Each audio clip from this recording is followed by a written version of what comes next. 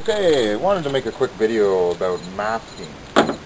When you're masking off small chrome pieces, let's say for example on your door or around your window, that you don't want to have removed, there's a very easy trick to doing this, pulling this off in a very timely fashion.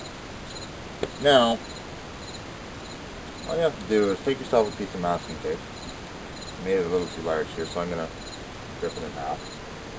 I'm going to put a piece here, covering like this, and a piece like this. Make sure it's covering evenly, making sure that everything is masked off. I'm going to use a third piece because I don't really have it covered properly here. I'm going to do that.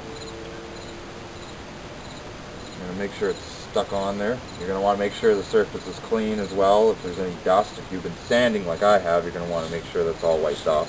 I've already gone ahead and done it, but make sure it's nice and stuck there good. So just take your thumb and just pull at it like this. Make sure it's on there. Nothing's worse than halfway through painting your car you realize, oh, look at this.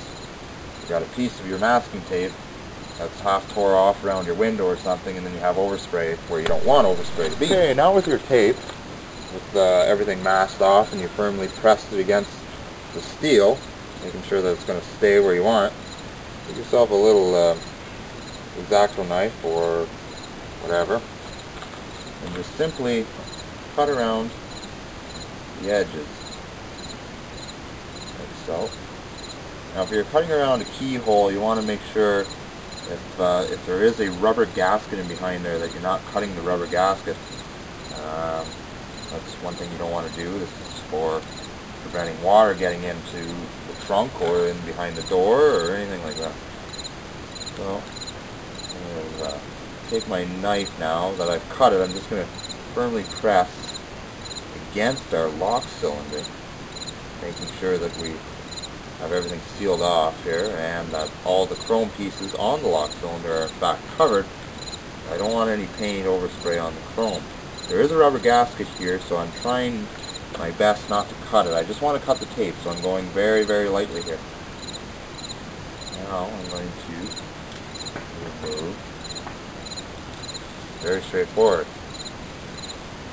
I'm not really concerned about the gasket so much if I get a little overspray on it, because there is a medallion that is supposed to go over top of the keyhole here, and when the car is painted, it will be going back on the car.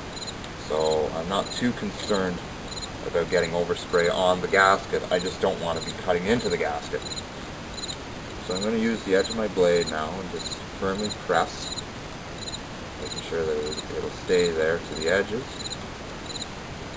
Now if you are working on the doors is a different story, especially because the lock cylinder is visible at all times, not like the lock cylinder where the trunk is. You're going to want to make sure that you in fact have all the chrome covered,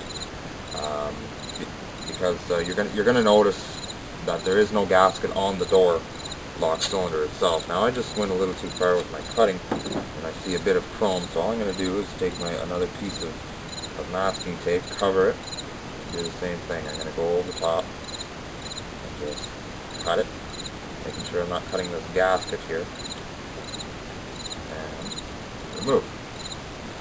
I'm going to take my blade, just press against it lightly. I have a little bit of excess right here. I'm going to just simply cut them off. And I'm going to take my X-Acto knife and I'm just going to lift up to get rid of the edge. Now, chrome pieces for around your window.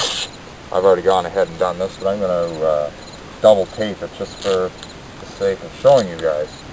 I'm going to go ahead and take my masking tape and run all the way down the chrome trim. I could simply remove the chrome trim from the vehicle, but it is it's a very tedious, daunting task, removing it and installing it.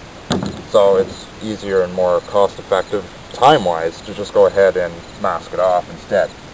So now that I've done so, I'm just going to take my razor blade and just stay along the very edge of the chrome, cut all the way down, take my very straight edge of my my X-Acto knife, and very straightforward.